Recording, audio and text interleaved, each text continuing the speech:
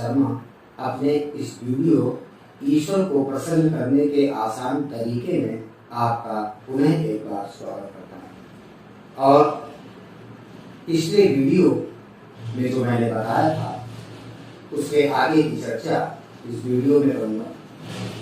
तो दोस्तों, आपको ध्यान है, मैंने पिछले वीडियो में आपको बताया कि यदि हमको ईश्वर को प्रसन्न करना है तो सबसे पहले ये चीज जानना जरूरी है कि ईश्वर है क्या, कहाँ है इत्यादि। दोस्तों, ये बात बिल्कुल सिंपल सी है कि यदि हमको किसी को प्रसन्न करना है या मान लो नाराज करना है या कुछ करना है तो सबसे पहले अगर जरूरत है तो वो है उसको पहचानने की। जब तक हम किसी को पहचानते नहीं, जानते नहीं, उसके विषय में कुछ नहीं जानते, तो क्या उसको प्रसन्न या हम नाराज कर सकते? चलो मान लेते नाराज तो एक बार किया जा सकता है, क्योंकि गलतियों से आदमी नाराज होता तो गलतियां तो हर व्यक्ति का एक स्वभाव है। लेकिन प्रसन्न करने का तो कोई सवाल ही नहीं उठता है, क्योंकि जब हम व्यक्ति को पहचानते नहीं है, जानते नहीं है, जिसको हमको प्रसन्न करना है तो उसको हम कैसे कर सकते? तो हमने आपको पिछले वीडियो में बताया कि ईश्वर अगर कहीं है तो हमारे आप में है, कण कण में व्याप्त है, सभी जीवों में है, क्योंकि आत्मा ही परमात्मा है। तो दोस्तों, अब सवाल ये आ जाता है कि मान लीजिए कोई भी व्यक्ति या हम जान जाते हैं कि ठीक है, मानव की सेवा और मानव में ईश्वर है, आत्मा ही ईश्वर है, इसको हमने को प्रसन्न करना है, तो इसका उपाय क्या है?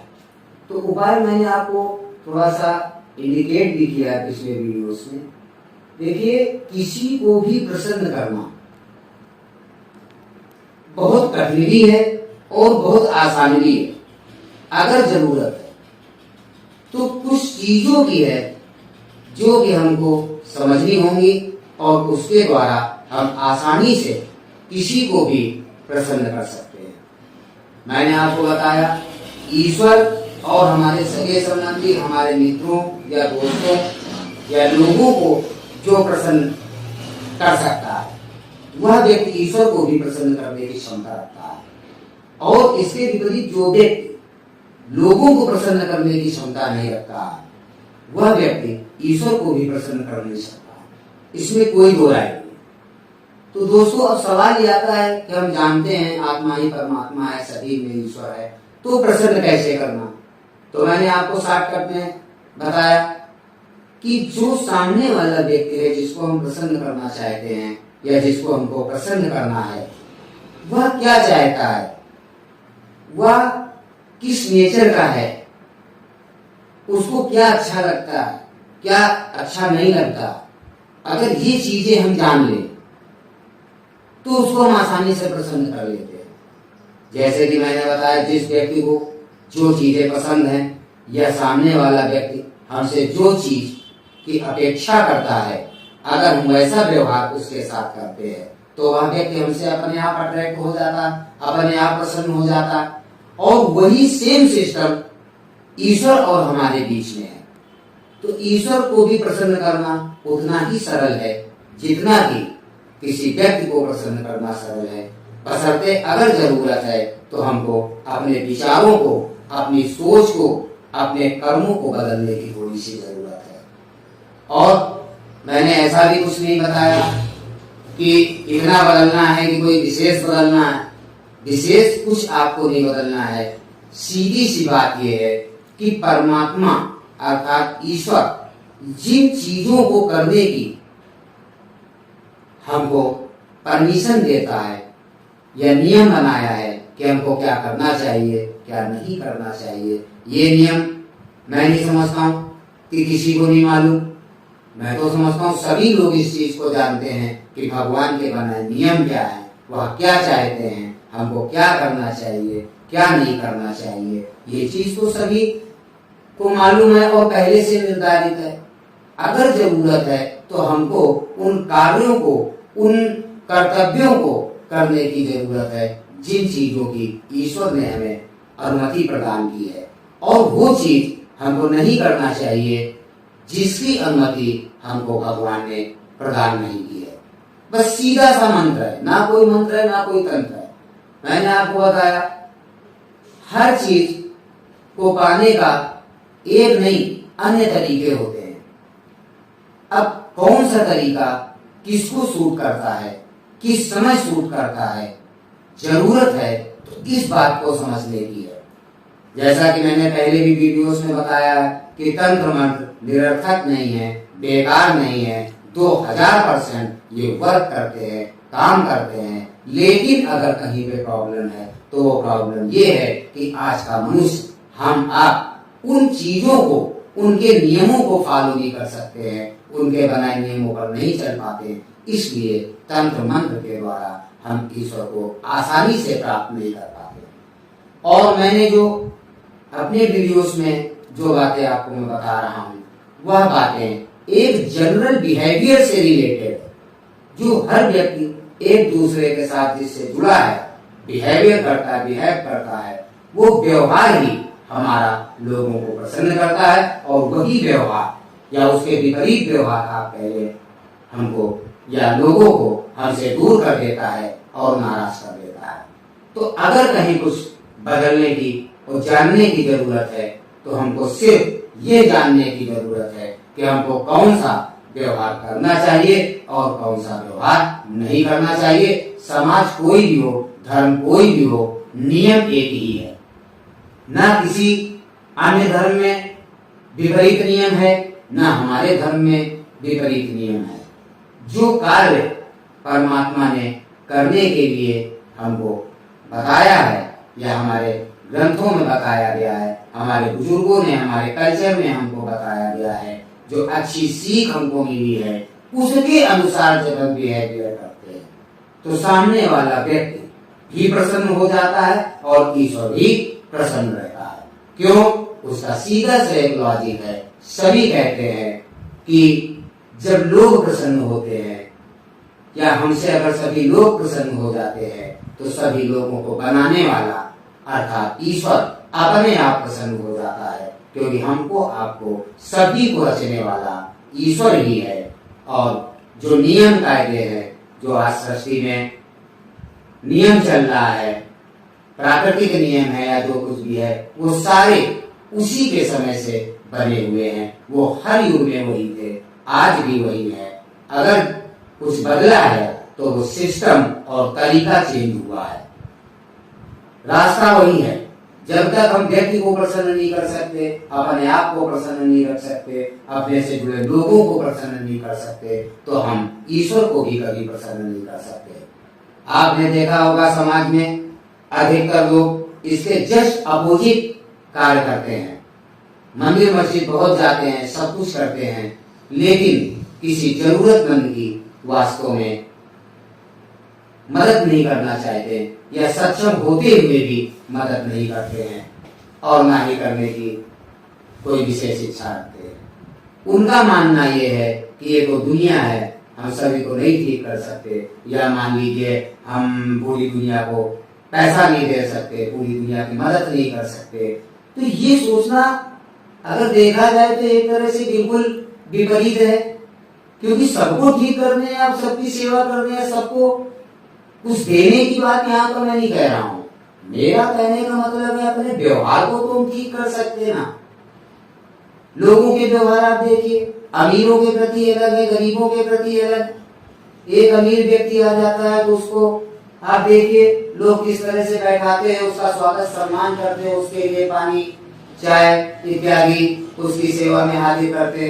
वहीं पर अगर मान लीजिए कोई व्यक्ति हमसे निम्न आता है या मान लीजिए पैसे में नीचे है या किसी भी प्रकार से वो हमको दिखता है कि सामाजिक नोट का कोई इसका विशेष नहीं है, तो उसके प्रति हमारा व्यवहार आप देखिए, लोगों का व्यवहार चेंज हो जाता है ऑटोमेटिक। उसको ना तो कोई व्यक्ति अपने पास बैठाना चाहता है और ना ही उसकी कोई सेवा या मदद करना चाहता है। जब हम उसको पास बैठना नहीं चाहते, उसको बैठा नहीं सकते हैं, तो उसको हम प्रसन्न कहाँ से कर पाएंगे? उसकी सेवा सत्कार या उसकी मदद तो करना बहुत बड़ी बात हो गई। आपको देखिए क्या जो लोग समाज में इस तरह का व्यवहार कर रहे हैं, आप देख रहे हैं, आप खुद अपने चारों ओर देखिए, वो लोग भी मंदिर जाते हैं, तीर्थ स्थान जाते हैं, धर्मशाला बनवाते हैं, इत्यादि इत्यादि बहुत सारा कार्य करते हैं। उसके बाद भी क्या उन लोगों ने या सभी लोगों ने जो चाहा था उनको मिला, नहीं मिल पाता? क्यों? उसका यही रीजन है कि हम प्रसन्न तो ईश्वर को करना चाहते हैं और कार्य उसके विपरीत करते हैं। कार्य विपरीत आपने देखा होगा कि लोग सब कुछ कर रहे हैं, लेकिन मैंने आपको पिछले वीडियो से बताया, जिनको वास्तव में हमारी जरूरत है और हमसे निम्न होने के कारण या उनका समाज में कोई स्तर ना होने के कारण हम उनसे दूरी बनाते हैं और उनसे दूर रहना चाहते हैं। जबकि एक अमीर व्यक्ति, संपन्न व्यक्ति, जिसकी समाज में एक वैल्यू है, एक स्टेटस है, भले वो नालायक है या खराब है या कुछ भी है, लेकिन उसके प्रति हमारा व्यवहार बहुत ज्यादा रिस्पेक्टेबल रहता है, उसका हम बहुत सम्मान करते हैं और उसकी अलग से हम देख रेख करना चाहते हैं और उसके साथ हम अधिक से अधिक समय बिताना चाहते हैं। जबकि इसके विपरीत मैंने आपको बताया कि जो व्यक्ति हमारी श्रेणी के नहीं होते हैं या किसी की श्रेणी के नहीं होते हैं, वह उनसे उपेक्षित व्यवहार करने लगता है। तो जब हम इस तरह का व्यवहार, हमारी नजर में मानव में भेद है, मानव में भेद करते हैं, अगर हम पैसे के आधार पर करते हैं या जाति के आधार पर करते हैं या धर्म के आधार पर करते हैं, तो आप खुद सोच लीजिए, आप सबको या हम सबको बनाने वाला ईश्वर आपसे कहां से प्रसन्न हो जाएगा? आप खुद इस चीज को सोच लीजिए। ईश्वर नहीं कहता कि आप हमको 2 किलो लड्डू चढ़ाए, 10 किलो दूध चढ़ाए, 5 किलो पनीर चढ़ाए, ऐसा कुछ नहीं कहता। अगर ईश्वर का बनाए नियम आप देखेंगे, किसी भी धर्म के आप नियम देखें, तो उसमें यही आपको मिलेगा, टू बी काइंड, दयालु रहें, सभी की सेवा करें, सभी पे दया करें, जानवरों की रक्षा करें और इत्यादि इत्यादि। अपने कर्तव्यों का निर्वाह सही ढंग से करें, ना कि किसी गलत तरीके से अपने कर्तव्य को पूरा करें या किसी चीज को पूरा करने के लिए या किसी के अपनी फैमिली की या आदर्श की नीड पूरा करने के लिए कोई गलत व्यवहार आप अपनाएं। इसकी इजाजत हमको कोई भी धर्म, कोई भी ईश्वर नहीं देते, तो यह कार्य भी हमको नहीं करना चाहिए। बहुत सी चीजें ऐसी जीवन में होती हैं, आप वॉच करेंगे तो आप खुद देखेंगे कि जो मैं बता रहा हूं वो चीजें आपको इजीली देखने को मिल जाएंगी। लेकिन उनसे भी आप पूछेंगे तो वो यही कहेंगे कि मैं तो बहुत भक्त हूँ, मैं तो भगवान की बहुत सेवा करता हूँ, लेकिन उनका बिहेवियर देखिए क्या है। हमने बताया ईश्वर 2 ही चीजों से मिल सकता है, या तो कर्म से और प्रेम से।